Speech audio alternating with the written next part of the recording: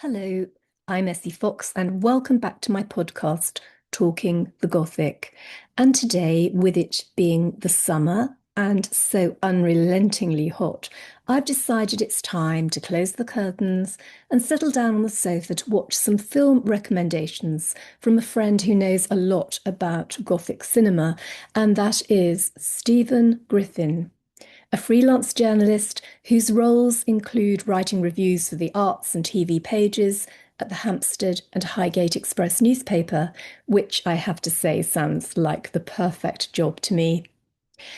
For today, Stephen suggests that, in his own words, we should take a brief canter through Universal, Hammer, and American International Pictures, encompassing the evolution of films made in the Gothic genre, going back in time as far as the 1930s and taking us up to the late 1960s.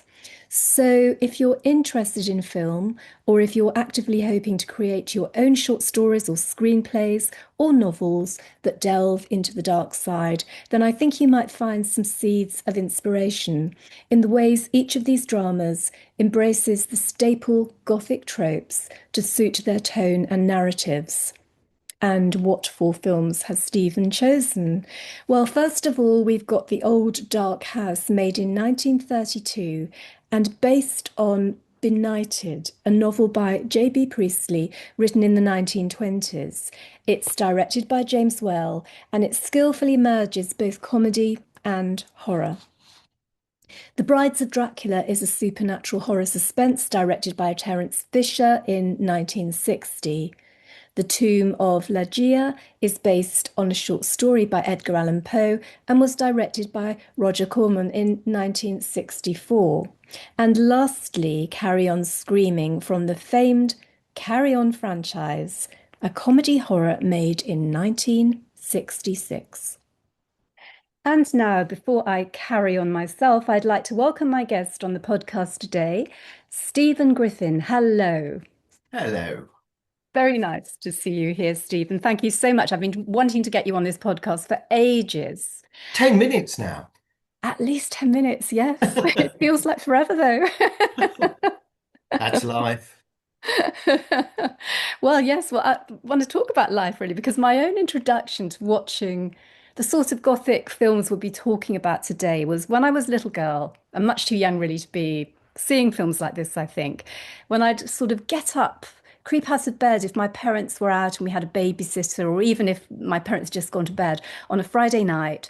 And about 10:30, I think it was, or 10 o'clock, if you put on the TV, it might have been ITV, whatever it was, you'd have the Friday night, late night horror shows that used to be shown. And that really got me into this genre. And I think, that very early introduction to that sort of films really obviously molded my brain in some way. And I wondered if it was the same for you, how you first found that you got into this sort of film. Mine were probably the BBC Two double bills that went out on a Saturday night. BBC showed a Universal 1930s black and white film and then followed it up with a Hammer film. And I was drawn into those. The weird thing is, as you were saying, they went up really late. So the films that I stayed up till 11 o'clock to watch are shown now at 11 o'clock in the morning. Times Yeah. have changed quite considerably. And there was also on ITV, there was a series called Appointment with Fear, which went Oh, out at yes. half Yes, I past remember 10 on a that. Monday. That was the strange Ah, thing. We're not on, yeah, really. And I got hooked on those. I don't know why, but it's like, why do you like red and you don't like blue? It's just yeah. endemic, I think. Yeah, yeah. And it's just, I think it's the excitement. There was just something, a bit of a thrill about them, and that you didn't know what to expect. And every Ah, one was yeah. slightly different. And some of them, like the ones we're going to talk about today, be quite varied in theme, really. But before we get going on those, I wanted to ask a bit of a cheeky question. I know your wife, Kate Griffin, a fellow or historical author of mine, a very good friend. Uh-huh. And she did tell me once how you two met, and it was something linked to this sort of film. Well, it was sort of horror adjacent, really. It was a film called Dragonwig, which was Ah, a sort of Jane Eyre type. melodrama, really. It was a sort of Gothic melodrama. It was an early role for Vincent Price, a sort of dry run for his Edgar Allan Poe pictures, really. And the incandescent Jean Tierney. Oh, yes. And I had a VHS copy of this and I sent it through the private mail to her office. We didn't work together. She worked in one office, I worked in another. And we sort of bonded over Gothic melodrama, really, Mm. more than horror, really. And of course, Kate's books are full of that now. I mean, they are absolutely the essence of them. Could be like Dragonwyck. So obviously, this is something really close to her heart, which, you know, must have made you very attractive for her, I should think. So yes, that's quite Well, interesting, actually, how well, Dragonwyck brought them together. yes, my jet black hair. Nobody can see this, but it was jet black at one point. So I think she really loved those Gainsborough films, the sort of James Mason and Margaret Lockwood kind of bit. Yes. Yeah. Saraband for Dead Lovers and The Wicked Lady and all of those things. Oh, So love the Wicked Lady. well, it's Wonderful. always seems to be on TV. It was on TV only yesterday. So, Well but worth watching again. I think if anybody listening wants to track those down, definitely add those to the list that we've got today. absolutely, and really, a lot of people who worked on those Gainsborough pictures, when Gainsborough closed down, they went to Hammer, which is Right. why those films looked quite similar. Gainsborough, I assume, had more money than Hammer, but Yeah. they obviously had a feeling for those sort of ornate Victorian interiors. Yes, of which we will discuss later because there's a lot of ornate Victorian interiors. Certainly are. And really, regarding the films we're going to discuss today, I thought before we go into particular detail, we could be really useful, quite useful to give our listeners an idea of what each one is about, sort of give a sort of escalator pitch, really, in chronological order of when they were made. So maybe I'll begin with a very brief overview of The Old Dark House. So this is a film I'd never seen before, and thank you, Stephen, for the introduction. And I'll begin by saying it's quite a short film, or it seemed that way to me, so perhaps I was just enjoying it so much. And as I mentioned earlier, it was made in the 1930s, and it's got an ensemble cast of famous actors from the time, including Boris Karloff, known for playing the monster in later Frankenstein films, and Charles Laughton, who I remember really well from another very Gothic film, The Hunchback of Notre Dame, wonderful black and white film with these wonderful looming gargoyles in Notre Dame. Anyway, the basic plot of The Old Dark House is set in the Welsh countryside during a nighttime storm when some travellers are forced to leave their cars to seek shelter in an old dark house, as featured in the film's title. And in that house, they meet the owners and the staff, who prove to be very strange. Eccentric isn't even in it, really. So, in short, it's a horror comedy. It's also a social commentary with a dash of romance. So that's The Old Dark House. So now over to you, Stephen, for The Brides of Dracula. The Brides of Dracula was Hammer's sequel to their 1958 Dracula, the one that starred Christopher Lee, who wasn't that well known at the time. Really, Peter Cushing was their star. But they had a slight problem. They were huge, both. It was an enormous success. It made an awful lot of money. The film before that was The Curse of Frankenstein, which was Hammer's first Gothic horror. And there were rumors, or actually, there was a story that film made so much money it meant that Warner Brothers did not go bankrupt. I don't know how true that is. So the pressure was on to produce a sequel. They did their Frankenstein sequel really quite quickly, and then they had to produce a sequel to Dracula. But unfortunately, Christopher Lee refused to appear as Dracula. He feared typecasting, quite Mm. understandably. So they were in the delicious position of having to make a Dracula film without Dracula. And that's what they did. It was originally called The Disciple of Dracula because it's about a rather prissy young Baron Meinster who is kept captive by his mother, who's played by Martita Hunt, rather Mm. brilliantly, actually. And there's a young French teacher who encounters him and frees him from incarceration, only to be only to release him on the countryside and for him to wreak awful, bloodthirsty revenge on it's actually a mess. I have to confess, I chose this film purely aesthetically. It Mm, looks brilliant, mm. but the script is an absolute dog's dinner. It has more holes than a doily. It really Yeah. doesn't bear any kind of examination, but it's good looking and it has Peter And Cushing. Peter Cushing does appear in it. Ah, yes. Well, they had to have him. He was Van Helsing in the first film, Mm. and of course he was their star, so they wanted him back. He refused. The script was rewritten about 4 times, partly because Peter Cushing refused to say the lines. It was that bad. Yeah, yeah. Well, we'll talk about that later. But I yeah, haven't sold it well, yeah, but no, but I but mean it. it is I mean it's one of those films it's worth watching because in some points it's so bad it's so good. And as you say, as to look at, it's a visual feast. The next film on the list, which is The Tomb of Ligeia. And I'm so glad you chose this one because I had seen this before and I really love the work of Edgar Allan Poe, but I hadn't, I had seen it, but I'd forgotten a lot about it because I think it was one that I saw years and years and years ago, and I vaguely remembered it. So, for our listeners today, in short, it tells the story of a widower called Verdun Fell, wonderful name, played by Vincent Price, who fears his dead wife's soul is not at rest in her tomb. And at the graveside, he meets a young woman called Rowena, who he then goes on to marry, which is a bit odd because I think she's engaged to somebody else initially and ends up with them in the end. However, the spirit of Ligeia still haunts their mansion, which had once been a medieval abbey. And there's also the sinister presence of a cat which attempts to harm Rowena on numerous occasions, all leading up to a tragic climax. So now, Stephen, back to you for an idea of what to expect in the fourth and perhaps my favourite of the selection in a way, which is the Carry On Screaming film.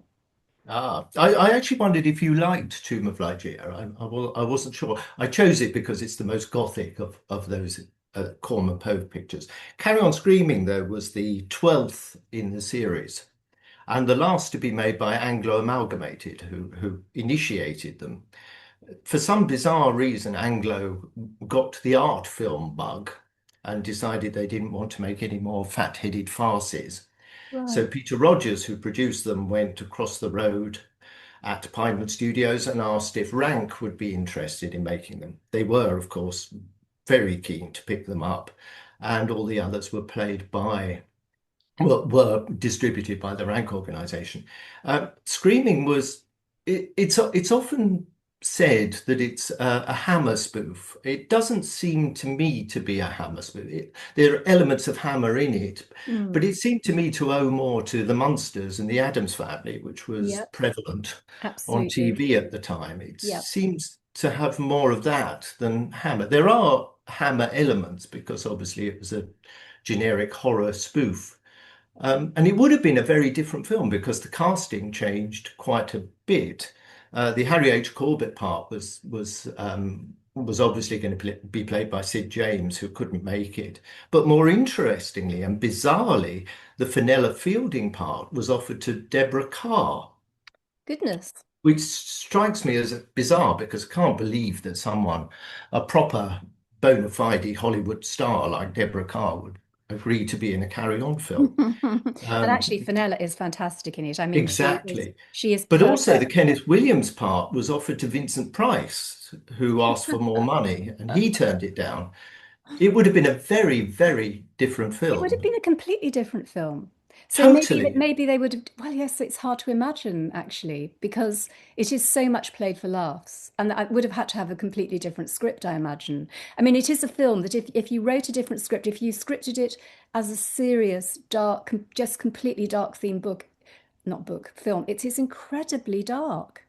Well, it is. I mean, what happens to Joan Sims in it, if Yes. you actually think about it, is pretty awful. I mean, Yes. So she's turned we'll, into a mannequin who ends up in the house of her husband and his mistress yeah. now, Yeah. played by Fenella Fielding. It's a terrible, but it's basically House of Wax, really, if you think Mm. of it. The Yes, plot is yes, House of it Wax is. with a few So it's oddballs sinister, thrown in. but it's got all these different elements thrown in. So it's yes, like you say, the monsters, bit of odd bod. He is sort of like a monster character, but he's also a bit like a Frankenstein character, isn't he? And And also the he's Bernard Bresslaw character is Lurch, really. yes, absolutely. Yeah, And Fenella Fielding is Morticia Adams. she absolutely is. Yeah. Far more. I mean, there were no Hammer films that had those kind of characters. So I assume that the Adams family has a huge influence on it. And as you say, that was very popular at the time. Well, that's a sort of brief rundown of the films. But if we discuss them in more detail, let's take common elements in them all, starting off with, as you say, those internal settings, the architectural settings.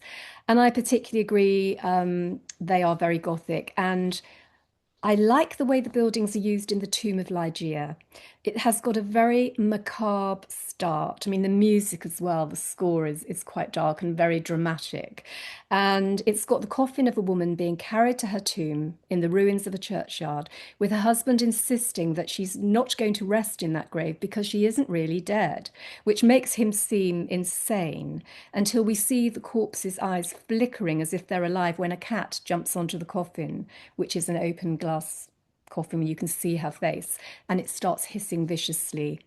And then the house where Verdon lives, filmed at Castle Acre Priory, I think, in Norfolk. It's Yeah. very much like my imagined the Castle of Otranto, with cobwebbed iron candelabras, very Gothic looking carvings everywhere, very little in the way of natural human comforts. And there's an abbey bell that keeps ringing morbidly, and the cat seen at the grave is prowling through the rooms of this house with ominous intent. And all in all, it exudes a heady atmosphere of doom, destiny, and death. So, what about the sets of the other three films, The Old Dark House, The Brides, and Carry On Screaming, Stephen? The Old Dark House is rather strange. It's set in Wales. Universal seem to be obsessed with Wales. The Later on, The Wolfman was set in Wales, but it's Hollywood's idea of Wales. It doesn't look anything like No, it doesn't, does we it? would think. And also, it's an austere house. The art director was a man called Charles D. Hall, who was English, as a lot of the Universal technicians were European. They were either German or Hungarian or British, which is why those Universal pictures had a very kind of European kind of milieu. Um, but he also did Dracula's Castle for Bela Lugosi and Frankenstein's Laboratory for Boris Karloff. But the Old Dark House is kind of brutalist in a way. It's certainly not cozy, and Mm. it's not even cobwebby. It's sort of slab-like. Very, very sparse, very bare. I mean, it is a bit Yeah. like some sort of mountain hostels I've been in when I've been hill walking in Wales. So I suppose in that respect, it's quite true. Sort of, yes, the slab stone floors, the very basic wooden furniture. It is. Mm. It's not a but then it is an eccentric house for an eccentric family. So obviously it reflects the script, which is brilliant. I mean, it's 1932. It's directed by James Whale, who was from Dudley. And again, another English connection. Boris Karloff was English, Ernest Thesiger is English, Charles Lawton is English. Mm. So it had a very kind of European feel to it. But the sets are extraordinary. Then they're not beautiful, but they're grand. There's a Yeah. lovely scene where Gloria Stewart is running through a corridor and the curtains are billowing and it's all for effect. It's just looks lovely. They're like Mm. operas without the music, I always think, Mm. those Mm. Universal pictures. The Yeah. laboratory in Frankenstein is wonderful. And you can see that Mel Brooks actually um, got the laboratory equipment. There was a man called Kenneth Strickfaden who had made the laboratory equipment, and he kept it in his garage. And Mel Brooks, when he made Young Frankenstein, found all this stuff and repositioned it. So there was a real love of those sort of films. Yes. Wonderful evolution that way to do Oh, that. Oh yeah, that meticulous sort of really love of the genre that he obviously had for horror films. I always felt that the Carry On team weren't particularly keen on horror films, so they'd had a bash at every film genre by Yes. then. They'd done cowboy and Yeah. spying and Cleo, and so horror was sort of the next thing on the list, really. Yes. Uh, So what but about the the brides of Dracula, the sets there? Because as you say, it is a very glorious film to look at. It really is. The director Terence Fisher, who was their key director, and Peter Cushing always said that they were not horror films; they were adult fairy tales. Yeah, And I yeah, think this one proves that that's exactly what they are. It's gorgeous. The cameraman is a man called Jack Asher, who was experimenting with color in horror because there really wasn't much color in horror before Hammer. mm, So there are these weird pools of light, sort of purple, no reason for them, but there are sort of pools of purple light under the stairs and things. It's all very bizarre, but it works beautifully. And the art director was a man called Bernard Robinson, who could make a set look $1 million with no money at all. He was a king of revamping things. So if you really, really look at those films, you start to recognize pieces of scenery, yes. and props and things that crop up in film after film.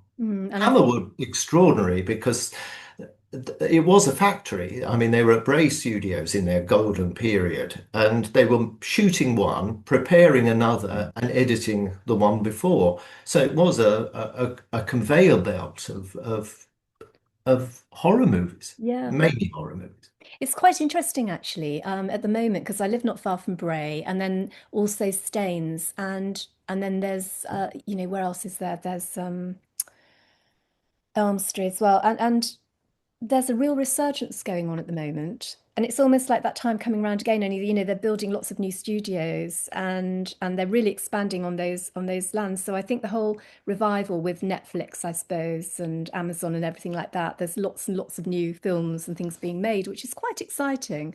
Although, of Oh, course, absolutely. I you think know, Amazon have bought Bray Studios. yeah, yeah. So yes, and it's a massive expansion they're doing there, absolutely massive. So that's, we may get some very exciting films coming up as well. I hope so. Um, but from excitement, I mean, this is the ultimate darkness, really. But the next theme I'd like to talk about is, well, that of necrophilia, because, and what could be more transgressive and gothic than that? But it is a theme of Ligeia, the tomb of Ligeia. And actually, thinking about it now, it's very much a theme of my latest book, I suppose, which is a retelling of Wuthering Hearts, which starts with Heathcliff digging up the body from the grave of the woman he has loved, who's been dead for nearly 20 years. So, yes, it's definitely a theme at the moment. But as far as Ligeia goes, I did read somewhere, I don't know if it's correct, you might know that the scriptwriter had originally made much more of this aspect of Verdenfell visiting his wife's corpse, with Verdenfell being under some mesmeric evil force. And this was somewhat toned down by Roger Coram. I also saw one review that made me laugh out loud because it claimed to dislike the idea of Vincent Price being cast as Verdenfell. And this is what it said. I think it would have been better if it had been with a man who didn't look like a necrophiliac to begin with. I love Vincent, he's very sweet, but going in, you suspect that he would bang cats, chickens, girls, dogs, everything. Just feel that necrophilia might be one of his basic things. So, Yes. yes, and I know what they mean actually about Vincent Price.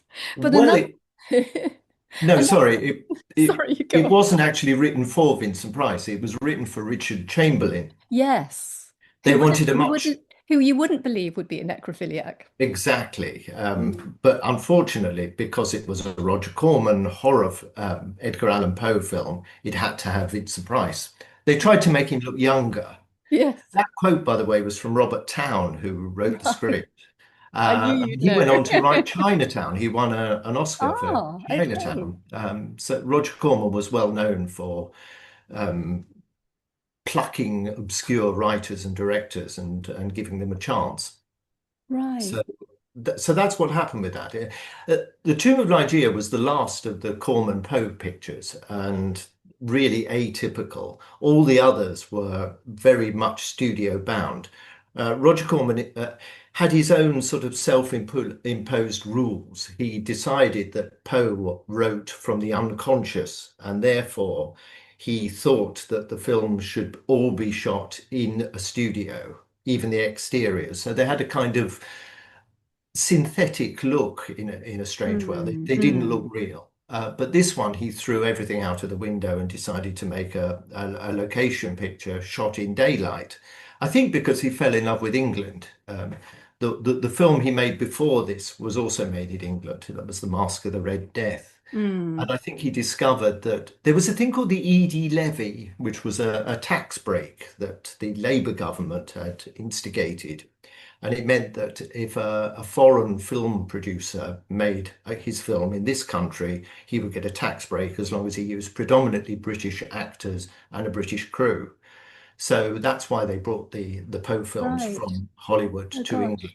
Well, talking about the daylight, I mean, maybe that's, I mean, I know it's part of the intrinsic part of the film, but Verdenfell wears these dark glasses, doesn't he, all the way through? And he does actually lose he gets attacked, his eyes get attacked at the end. So it's a sort of foreshadowing this problem with his eyes. But it just cracked me up every time I saw, to me, because Vincent Price, to me, whatever part he plays, he's Vincent Price.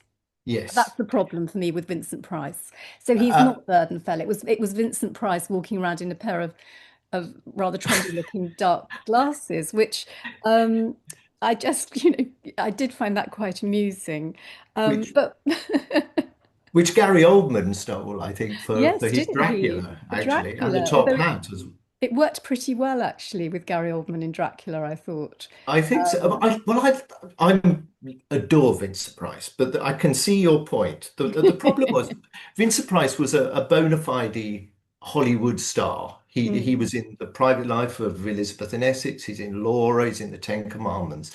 But it was an acting style that went out of fashion in the late 50s and the 60s. It was the method came It's in. We very had James Dean. Shakespearean, isn't it? It's very Shakespearean. It's almost still got that hangover from the silent film era in a way, It's and that Baroque. it's expressive. Yes, yes. Yeah, it's Baroque. And I think he realized that he was very lucky to discover that he was suddenly the godfather of goth, really. He was the Mm, goth father. mm, Um, and he acknowledged that he wouldn't have had a career beyond the 60s had he not found his niche in horror. But the trouble is, he was a bright man who really just thought, I've got to stick my tongue in my cheek here and kind of send it up. Um, and he became more of a personality than an actor in a sense. He was in endless panel games and chat shows and sitcoms in America, and he became Uncle Vinny rather than an actor. Same thing happened to Kenneth Williams, really. He mm. turned into a raconteur rather than an actor. So it's Yes, yes. Love him. But okay, with regard to the main theme then of this obsession with the dead, and I do think that, this film takes that seriously, and I do love the film. I do love it. I mean, for all I say about Vincent, it does work for me. But what about the Brides of Dracula and Carry On Screamer, which also feature women doomed to somehow be placed in other states of consciousness, physically or mentally, or else they walk the earth as if the undead. I mean, they're not in the grave like Ligeia, but in the Brides of Dracula, they may be attacked by the vampire. And in Carry On Screaming, well, tell us about that. You'd mentioned a little bit before about, like it's like the has the wax, the all of that. yeah. They get turned into living mannequins, don't they? You can't, I mean, Carry On Screaming is a farce. I mean, you can't really sort of look at it too deeply in the same way as you couldn't look at Carry On Cleo too deeply. If you think about it, the Sid James character, the Mark Antony in that is a really rather nasty piece of work. Mm. He's trying to kill his friend, Julius Caesar. Um, but so you can't take Screaming that seriously. What's horrible about that is the way they treat Joan Sims as not as a mannequin, but as a sort of doormat. Really, she's Yeah. a brilliant actress reduced to just screaming at to Harry H. Corbett, which Yeah, is she a plays like a harridan in it, doesn't she? yeah, it's a great pity. I think she Yeah. was a really good actress who was wasted, particularly in that film. The Brides of Dracula is. Well, there aren't really any brides, are there? They're just they're just these sort of schoolgirls and this Mm, French mm. school teacher. Hammer were odd. They were very good at horror set pieces. There are certain scenes that are very strong, but they were not very good at linking those scenes together, and they weren't very good at character development. So you've got a series of shock moments and then sort of rambly bits to get to it. And they kind of forget what happened to the character in one scene after the next scene. So the most appalling things could happen to a character, and then the next scene, that's completely forgotten, and we're moving on to the next sort of horror set piece. I do think So they develop the femme fatale. Fenella Fielding is the most perfect femme fatale, though, isn't she? I mean, she's not supposed to be undead, but she's very pale and she wears this dark crimson dress and she's got this long jet black hair. And actually, she imparts that sense of that atmosphere, doesn't she, of the deadly femme fatale really well. oh, absolutely. That kind of, but it's a kind of banana skin femme fatale in her case. She's also in Hammer's appalling remake of the old Dark House, in which Oh, she does a kind of dry run for Carry On Screaming. She's also this sort of voluptuary, but it's a really? dreadful film with a Oh, I great haven't seen cast. that It's one. got Oh, I wouldn't recommend it, but it's got Robert Morley and it's got Joyce Grenfell and it's got Jeanette Scott and Peter Bull, and it should be a good film, but is absolutely appalling. oh, But she's great in it. She's like the sort of. Do you remember when Eartha Kitt used to be on yeah, chat shows and yeah. she would sort of lean across to her interlocutor and sort of tempt him in a Sort kind of of purr in their ears in her skin tight e- cat suit. And exactly. yes, yes, And that's the sort of Fenella vibe. right. But that was really because she had that extraordinary voice. Fenella She Fielding's did. voice was She definitely brilliant. did. So, right, Stephen. So, moving on from that dark theme of necrophilia, let's go on to class and social status, which is quite integral to the comedic elements of some of these films. The themes of class and social status are especially important, I think, and you would understand this. You're no stranger to the art of comedy being infused in these things because you are, if I'm right, the author of a very well received biography of Ken Dodd. So Hmm. it's a slight departure, but could you tell us today if there's anything you feel linked to the Gothic or to class in Ken Dodd's humour, not least his appearance, which is quite Gothic, and why it is that comedy can work so well when juxtaposed with darker themes? It only works well occasionally, actually. It's quite difficult to make a horror comedy, I think, usually because the comedy isn't strong enough or the horror isn't strong enough. It's a difficult tightrope to walk, I think. Mm.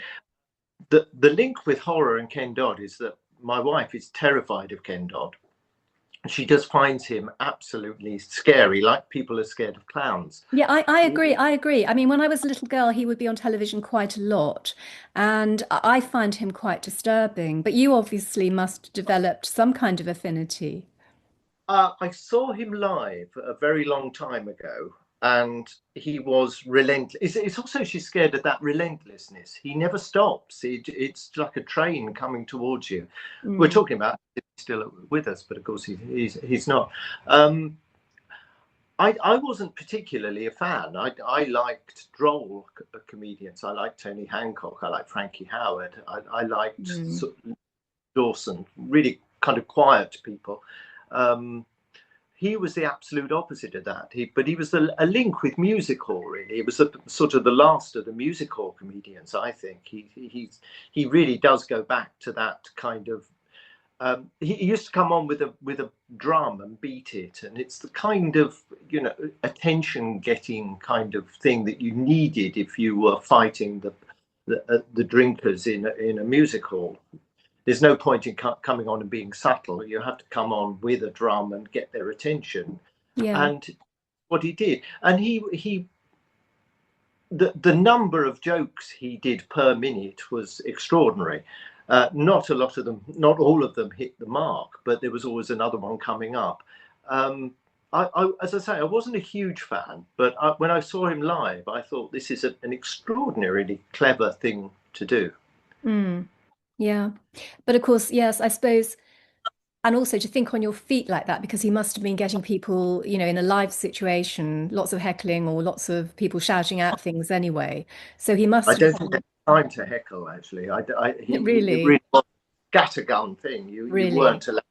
I think what it was that it was those religious revivalist meetings where people start sort of shouting and the atmosphere becomes so intense that you start sort of punching the air and enjoying the whole thing, and he kind of did that. He built up a momentum of jokes that he could say anything in the end, a random word, and people got into such a habit of laughing after what he said, they would laugh at that. Yeah. So the Yeah. jokes were relevant. It was a kind of momentum. Yeah. Sort of mesmerizing charisma. Yeah. Absolutely. Wow. But yeah, a strange thing to do, and you need a lifetime of experience to do that. Obviously, he had this sort of sea of material that he would sort of bring in and sort of manipulate, and so the act was quite the same twice. He would Yes. react to various audiences, Yeah. but Yeah. he never made. I was sort of that comedy horror thing. If you think about it, it was sort of Bob Hope did those in The Cat and the Canary. He did a comedy horror, and Frankie Howard did The House in Nightmare Park with Ray Milland. Also a sort of comedy horror, and they kind of worked because they weren't horror, but the suspense was legit. It would have worked as a legitimate kind of melodrama. But they just plonked a comedian in the middle of it, which gave it that Yeah. extra. So with the films we're talking about, like The Old Dark House and Carry On Screaming, where the comic elements perhaps enhance what we might think of as quite cliched British ideas of upper and lower classes and status. Do you think those ideas exist today in the same way as they did when these films were made? I mean, would those films be made today? Certainly not really. They're very old-fashioned, I think. The class thing is interesting because Hammer seemed to be obsessed with class. Nearly all their villains were barons or counts or something. They were always minor aristocrats or at least sirs. And the working class were really the sort of yokels in the pub. Yeah. Yeah. So there was a huge distinction between the classes there. With The Old Dark House was based on a story called Benighted by J.B. Priestley. Incidentally, they spell Priestley wrong in the credits of the film.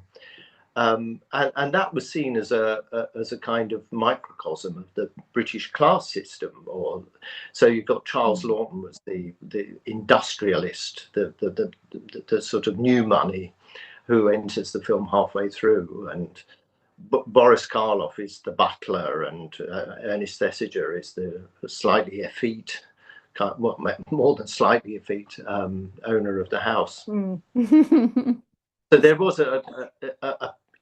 a class structure in that. Screaming is different because I mean, you can't really take it seriously at all. No.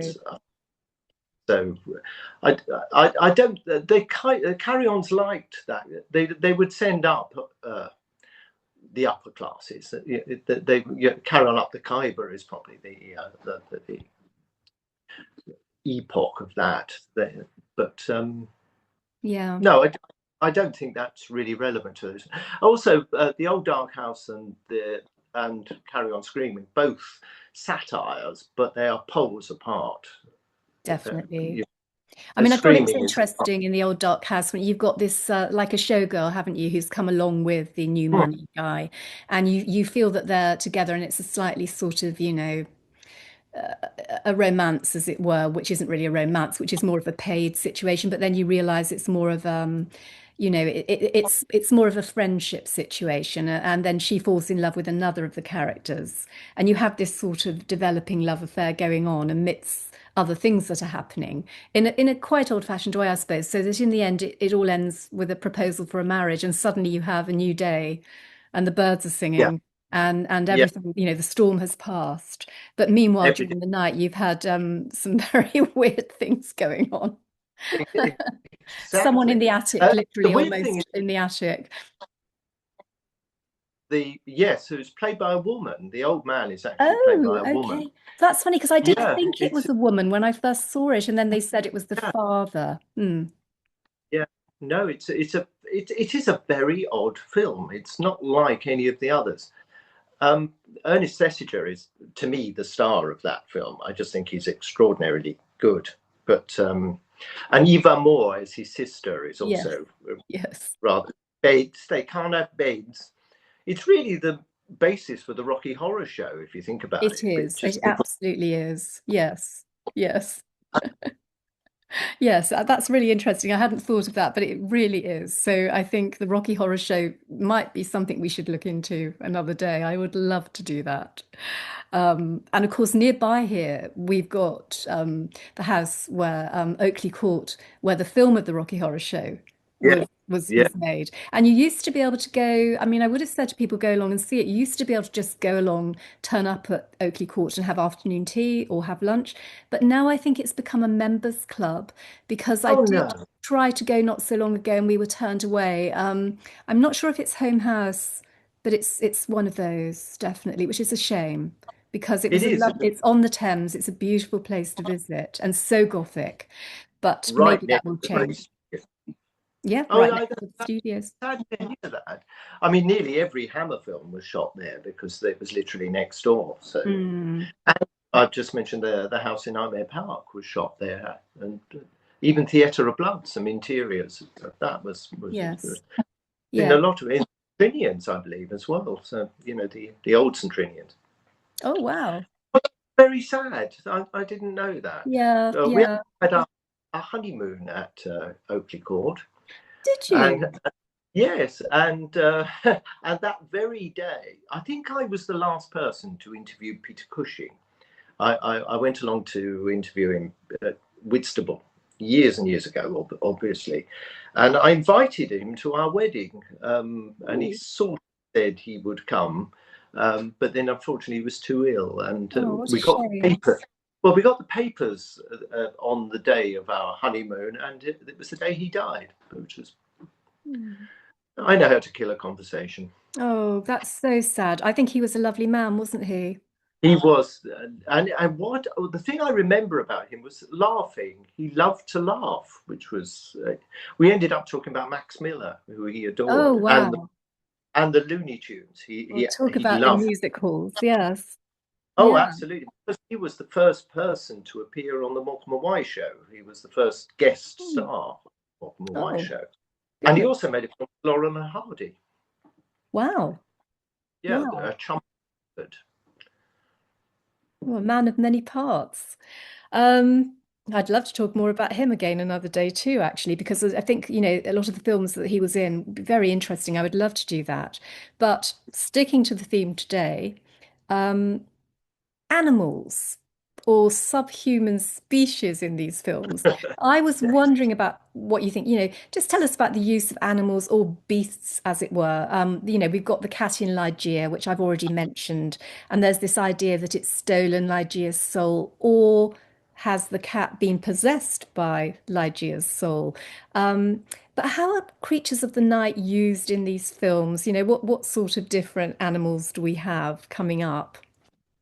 It was well, cats predominantly. Actually, there are whole films that revolve around. I mean, Edgar Allan Poe was slightly obsessed with cats. Tim Burton seems to be obsessed with cats. In Ligeia, I always had the feeling that the cat was Ligeia. Um, Yes. uh, I, stealing the glasses and running off with up the belfry and things like that. So cats are they are creepy. I love cats, but you can't have a you there's something kind of unknowable about cats. It's like they're assessing you all the time. They're judging you. So Yes. I can see why that they are. I think somebody's written a whole book about cats in horror films, and I can quite understand that. But there's also exotic creatures. That in a couple of Sherlock Holmes stories, there always seem to be sort of panthers walking and leopards walking around the grounds of some stately home or something. And I suppose, and the speckled band is a poisonous snake, of course.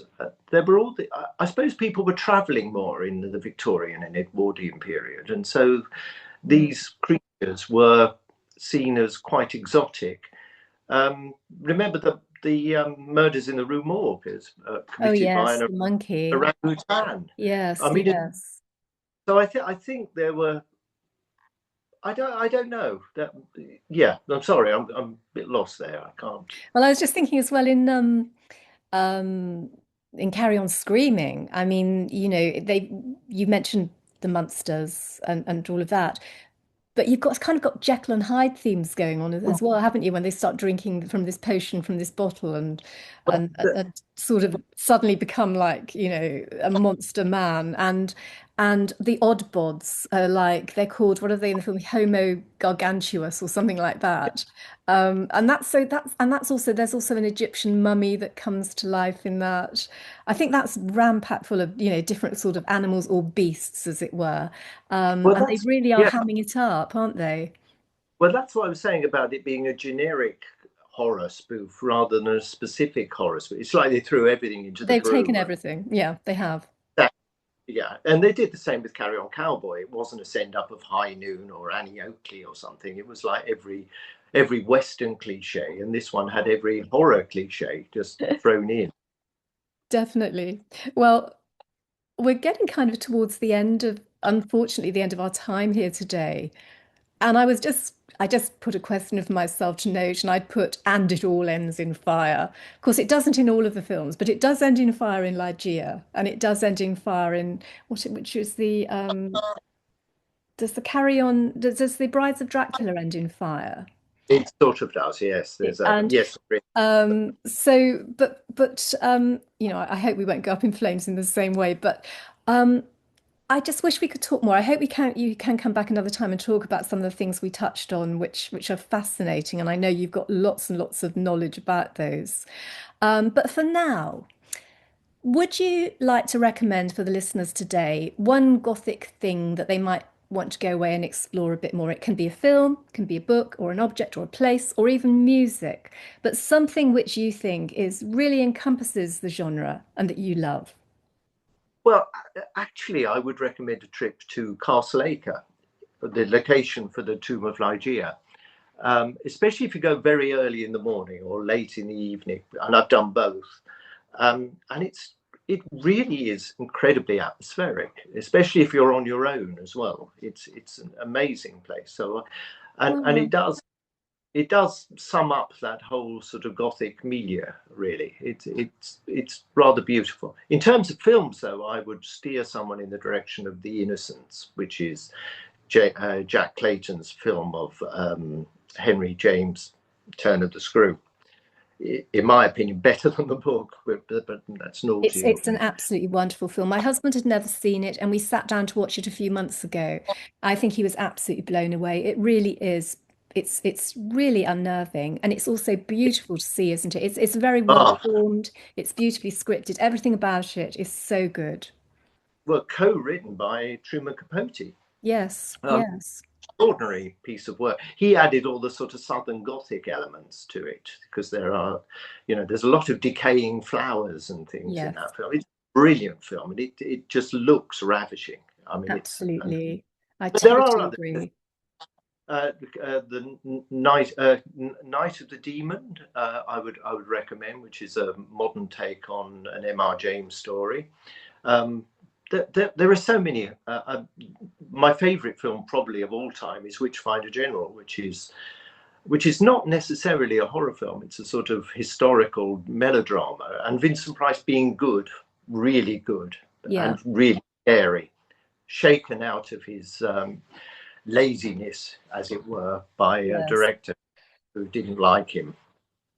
But it's Matthew Hopkins burning witches in Yes, 16th century. yes, yes. It, Wonderful film. I have seen it, but again, probably back in my teenage years, and that's one I will try and watch again Oh, very soon. you So should revisit. thank you so much for that. That's a great recommendation. And thank you for coming on the podcast today, Stephen. It's been wonderful. And as I said before, hope to see you again very soon. Oh, that's very kind. Thank you. Bye bye. Bye bye.